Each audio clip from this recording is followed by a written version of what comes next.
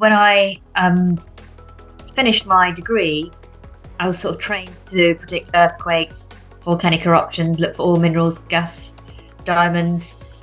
But I was a Londoner, so I came back to London and suddenly realised that there was no earthquakes, gold, minerals, or volcanoes in London. So I had to get a job that, well, what could I do?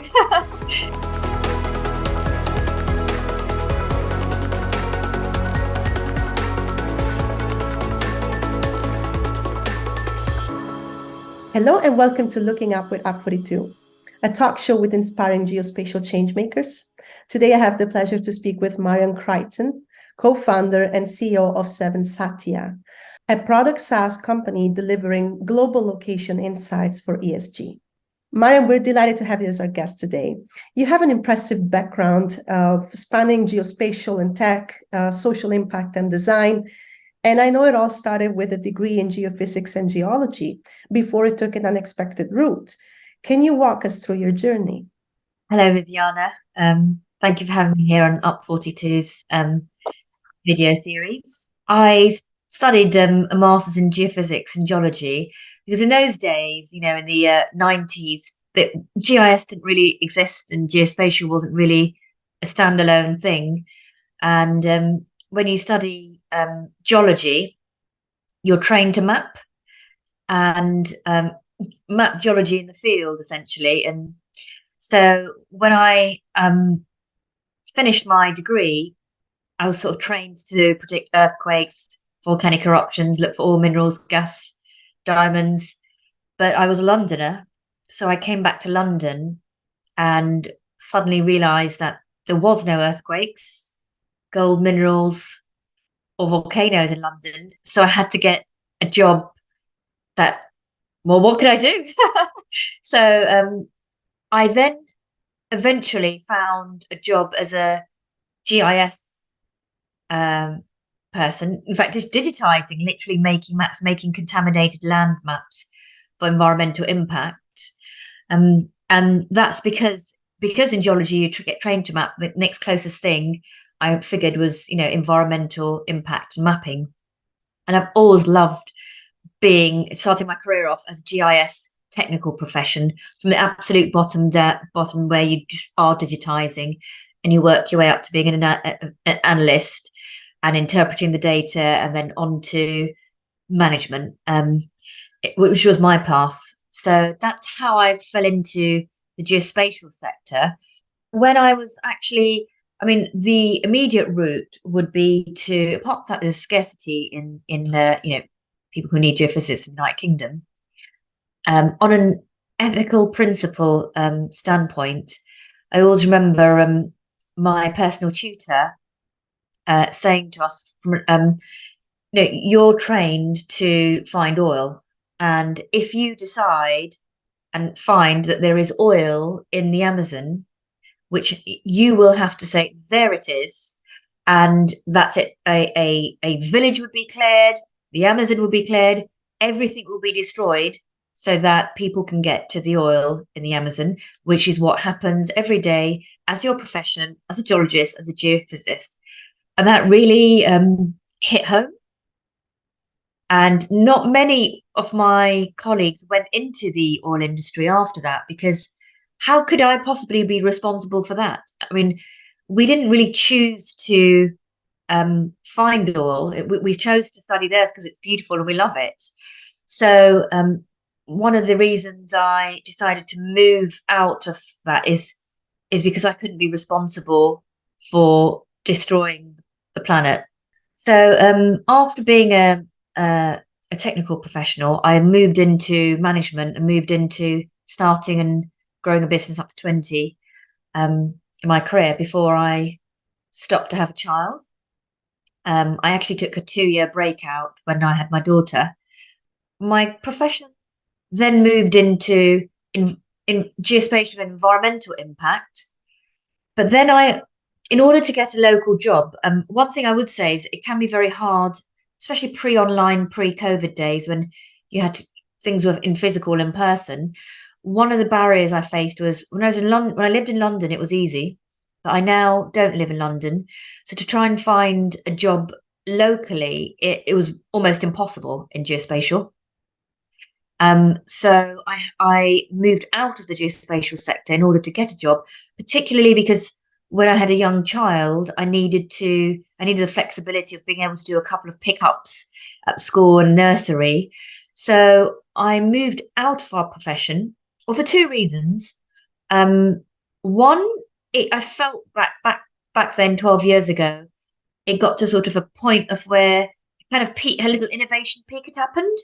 And it's like I didn't feel like I was learning very much at that point. And I wanted to leave the geospatial sector to learn best practice skills. Because, for example, one was in design. I used to run a design agency, UX, UI, discovery, definition, product, understanding product, and also worked for a company where I ran a development team of Agile. And when you run Agile and Scrum, these things are still relatively new in geospatial. I've been doing them, 10 years ago. But product managers are just becoming in demand in the last couple of years. The biggest geospatial companies of the planet have just started growing their product teams to even 2 years ago and making their first hires. And design, UX, design thinking, discovery, definition, all new in geospatial. It didn't exist. And having grown a business, that was missing. I didn't have that skill set, and I recognised that. So I moved out of geospatial for that reason, but also because it's very hard to get a geospatial job when you don't live in certain clusters. Particularly in the UK, there are cities where there are clusters of jobs. And I moved into social impact and international development because I've always been very passionate about social impact, and I've always done a lot of volunteering in social impact. And working in international development, it was, I worked on digital social impact solutions, particularly in sub-Saharan Africa. So working on global problems, I learned I really enjoyed, and traveling to sub-Saharan Africa really enjoyed, and understanding how to take technology solutions and make them accessible in regions in the world where not everybody has the internet, not everybody can speak English, not everybody has a smartphone, not everybody has a laptop. So understanding that technology accessibility, and then in social impact, learning how to create social movements, learning knowledge, attitude, behavior change to create real world behavior change, and working on projects which at that time I never saw in geospatial were things like health, mobile health, livelihoods, gender justice. These kind of topics are rarely covered in general in geospatial. It's mainly government, defence, environment, or transport, etc., infrastructure type projects. And I was very interested and passionate in social impact. But after 8 years, when you're a map maker and you love geo, you just love geo. And so I decided at that point that I missed it too much. I missed being in the geospatial sector. I missed being around mapping data. And I thought, right, I'm going to go back into geospatial. And I went into working in Earth observation. But then I'm constantly conflicted because I love social impact and I love environmental impact. And when I'm in one, I want to be in the other. And when I'm in one, I want to be in the other. And I've always been in growing innovative companies. So that led me to move into the sustainable finance area and ESG, environmental social governance. And I now have my own business combining my knowledge of data and social impact, environmental impact, geospatial and innovative product. So what I noticed, particularly last year, I think there was global leaders in a geospatial conference run by the Open Geospatial Consortium and the Ordnance Survey. And what was very apparent is that in our sector is predominantly men in leadership and men running businesses and men running companies. It's very rare, particularly the private sector, to see females running businesses. And by nature, they were interested in the environment and environmental issues.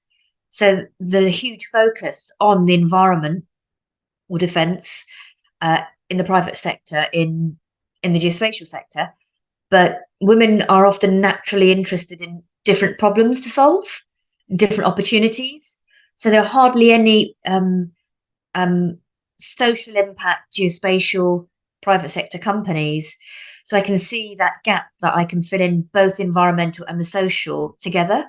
That's quite a journey. Thank you for sharing, Mariam. And I think we are an interesting time in history for this geospatial industry.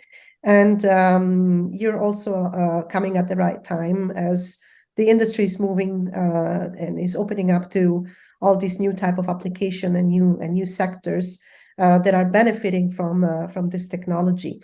When we speak with our guests, usually we often discover these kind of stories. Maybe they didn't really want a geospatial or imagine a geospatial career in the first place, or like you, maybe they left after so many years, but then return for their passion for maps and geography. You have this breadth of experience in geospatial, but at the same time are also striking on your own. And would you have any advice based on your experience for aspiring and geospatial entrepreneurs, how to navigate the industry and what kind of skills they're missing, how they can build them, and how can companies like App42 support them on their mission? That's a good question, and it's not often talked about in geospatial because a lot of the hirers and job roles are in the public sector, in geospatial, or in academia. So there are very few companies in the private sector that dominate as well. And so starting up your own business, that's not really talked about very much yet in geospatial. I have a feeling it will be, because now people need more products from the data that's created. They need more applications with the technology that's created. So what's required now is innovation, product, and entrepreneurism to take them into other verticals. I would say that number one, most of us in the geospatial sector, you'll see people start up businesses who've come from a software development background or a geospatial background, but very few of us have been educated or taught business skills. So, and people, it's learned the hard way how hard it is to act, what business is, how to run business, how do you design, manage, and run a profitable and sustainable business. Nobody taught us that, when certainly not me when I was looking at rocks under a microscope for 4 years. You have to kind of learn that along the way and almost do courses or teach yourself out of work. And I would say, don't underestimate how hard it is to start up a business, because the product, in fact, someone today just said to me, it's only 30% there if you know how to do the product. It's all about selling, you go to market strategy, etc., etc. So I would say one tip would be find co-founders or find a leadership team when you're starting up your business that support you with complementary skills, who are great with financial administration, great with all the skills you don't have to run a business. And, don't just come up with an idea and think, this is a great idea. People must want it. Think about the business drivers, the business benefits, and get the skill sets around you to support you in the business element of what you're doing. I'd also note that one of the barriers to entrepreneurship in geospatial, in fact, in many sectors, is access to capital. So it's probably one of the reasons I didn't start up a company for a decade, really, is I know how to start up and run a company, could do that, no problem, lots of experience, but how do I access capital? Because I am a product person. And so when you design a product company, it will take you a long time till that product gets revenue, and you need investment. Most of the companies in geospatial are consultancies and project-based services. the majority. I don't know what the figure is. Someone could look that up. Probably, but I would guess at least 80% of the companies. So when you're running a consultancy and a project-based company, you're getting instant income to sustain yourself. In a product company, you're going to go through a whole long process before you get any revenue.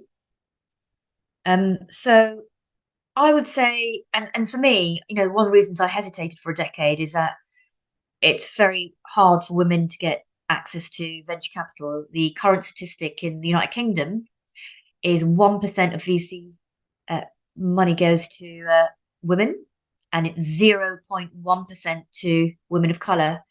And I think it's a whole whopping 2% in America, which is a lot more entrepreneurial and easy to access funding. So for me, that's been a personal, I didn't like that statistic, and I didn't have the network. We have a lot of people who say, here's some grant funding, here's a network, here's an accelerator. It's not enough. None of that is enough. It's like our sector needs to teach entrepreneurs or mix with people with the business skills and access to capital. What companies like Up42 do is they accelerate and catalyze companies that are able to build products, particularly for companies who don't have geospatial or observation expertise. They've got the application, they've got the market, and they want to develop a service, but they don't really know where to begin. So they can go to Up42 and ask for some advice on what kind of data they need, and their developers of a straight tech company, if you want to call it that, they can pick up these APIs and then suddenly be able to build straightforward geospatial solutions and integrate that into their non-geospatial applications. So that's what it opens up the market to more people, and particularly more startups having access to the data where traditionally it's held by you need to have a relationship with a certain partner, or the cost is too high, or don't have the expertise. So that's what Up42 does. And more and more and more, I can see more APIs opening up for all sorts, allowing non-geospatial people to start creating businesses and services. My journey, as I've said, it's I've gone into geo, I've gone out of geo, I've been promoted sideways, senior, gone backwards a bit technically in my roles, because we're all at different stages of our life, and we have different needs at different stages of our life. And with being an entrepreneur, for example, I had to wait for the right timing. I've got a daughter, she's 12 years old. When she was a lot younger, it would have been too difficult. So people say, oh, women always hesitate and start business up later in life. Well, actually, it's really hard when you've got a young child. Now she's 12, she's really not that interested in me anymore. So I can move on to starting a business up. But navigating a career through while you're a mother is a challenge. And I'm part of the Women in Geospatial community. I'm on the executive board of the Women in Geospatial. I do have young women come up to me and ask to have one-to-one calls with me because they may be pregnant and they're worried about their jobs and they don't know how to navigate.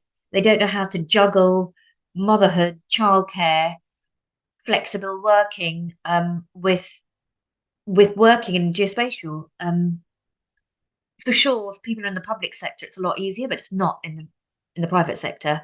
And one of the barriers to me, I was a CEO, and then it was 10 years later nearly till I was a group managing director, because it was very hard for me to get jobs at the top because there is a glass ceiling, and I'd be shortlisted for a big role very quickly, but they'd say there's zero flexibility. So people do all sorts of marketing saying diversity, equality, etc. But behind the scenes, when you're very senior in roles, they almost want your blood 24/7, and flexibility often doesn't exist in a senior role. And the ability to work online didn't exist pre-COVID. So pre-COVID, it was like, no, zero flexibility. No, you have to be in the office all the time. COVID and the digital transformation and new ways of working has really opened up to allowing mothers the flexibility they need to work now. And it opened up my ability to go back into geospatial, because if people were not working online, I would still not be able to re-enter the geospatial sector. But I re-entered it to a geospatial company that wasn't based in my city. So that was hugely powerful. So I wouldn't worry, if you have to step out, or don't worry. And navigating your career, you don't have to always do high-paced roles all the time. You can come out, go sideways, step back up, and when you're ready, feel ready to take it up. And that could be anything, not just mothers in childcare. It could be fathers who want to take paternity leave, which you can do in the UK. It could be people who've got caring responsibilities for the elderly. It could be you want a backpack. I've traveled a lot. I traveled for 2 years, 20 years ago. I backpacked my daughter when she was 1 to 2 around India and China. And I still come back, and you'll still find a job and you're still okay. But, traveling in those other countries, traveling in India and China, that allows me to do business internationally. International business development. Once you understand the cultures, it's huge. And naturally, as geographers and geospatial people, we love geography. We're curious about the world. We are travelers. And in fact, I actually, when I was young, I did not know what I wanted to study at all. I'm actually a creative, and I was going to study English, history, and maths. But when I was queuing up, I got quite nervous. So I thought I'll never be able to find a job. So I completely spontaneously changed my mind. I thought I had more job security. It felt like only the privileged could study art, psychology, and philosophy. I studied maths and chemistry, and luckily, because I studied maths and physics, I was allowed to then study geophysics. But when I actually came to picking geophysics, I didn't know what to pick. I was 18, so I took one of the thickest prospectus for universities I could find, and just turned every single page A, B, C until I hit geophysics. And the reason I chose it was because it said you got to go on field trips. And I love to be outside and love to be outdoors. And I'm an adventurer and I love to explore. And I thought the worst thing I could ever do is sit in front of an office all day in front of a computer. I've got too much energy for that. So I picked geophysics and geology, not particularly for the subject. I picked it because I got to travel, and I love the travel elements. And again, indeed, a lot of people in the earth sciences, in geographers, we all have that same passion for nature, and we love to go on adventures and travel. So all of these things, they don't stop you. And even at this later stage in life, I'm now finally starting up my own business. So yeah.